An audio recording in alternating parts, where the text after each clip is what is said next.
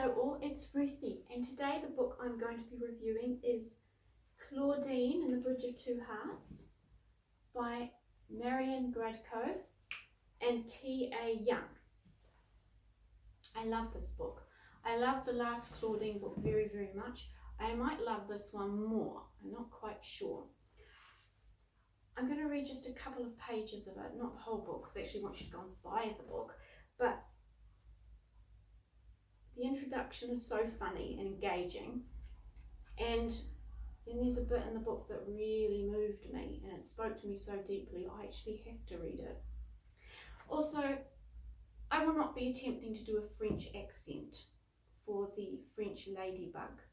The truth is that I tried a French accent, and in privacy it was so ugly it actually sounded worse than my violin playing, and that's saying quite a lot. So no French accent will be forthcoming. And also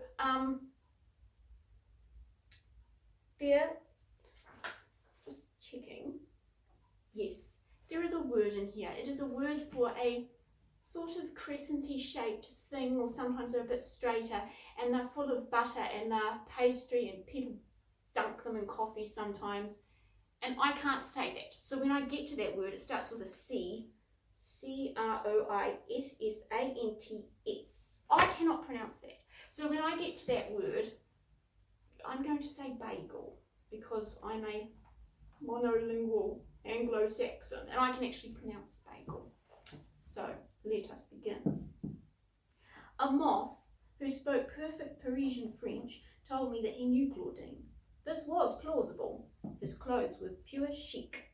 Yes, said Claudine over the transatlantic phone. He is telling the truth. We met in Paris. I was new to the city and lonely and attracted to his style. Alas, after coffee and bagels, I found him earnest but not very bright. Too many street lamp concussions, I presumed. The relationship went nowhere. The moth, his name is Honoré, asked me how our ladybug was faring. He had read our first book, but was not clear about what had happened before her film opened. We were about to tell him the story when he begged us to wait, as it was close to his bedtime. But could we perhaps record the events in a second book? We did not have to be asked twice. Here is our tale for all of you who, despite or because of any headlong encounters with lampposts, are eager to read more about Claudine.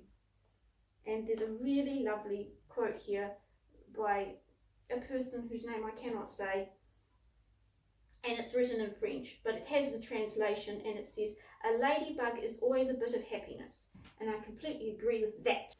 And there's a little piece in chapter 2 that really spoke to me.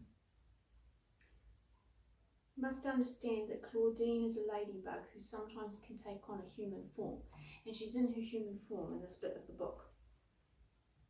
And she's gone off to a very swanky restaurant, and she's hanging out with some people who don't know that she has this capacity.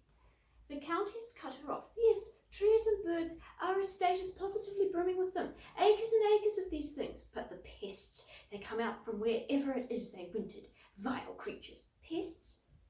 You know, those ubiquitous bugs, ants, spiders, flies, moths, mosquitoes, beetles.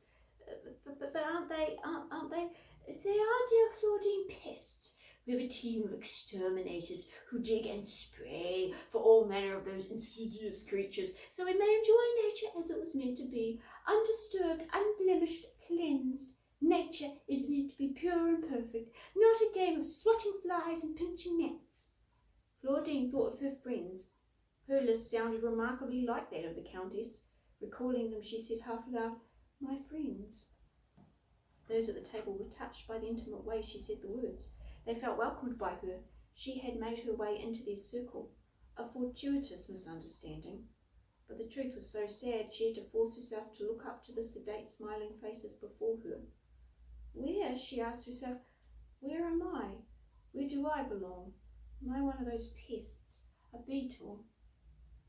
Funny how the ground seems so unsteady, even when the legs of your chair are exactly the same length and the floor is perfect. Claudine the ladybug was awakened from a spell. She gently took a sip of water and fought her own retreat.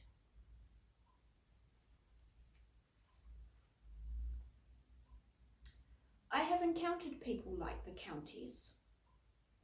And to my shame, I have been like Claudine, overcome with nerves and not able to tell them exactly what I think of comments like that.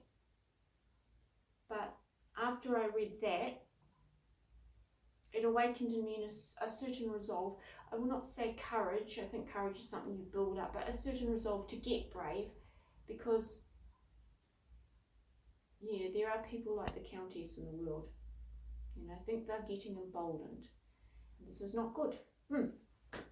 But on a happier note, this is a very lovely book, and you should definitely buy it, and it will make you smile and it will make you laugh, and as you will see, it will make you think.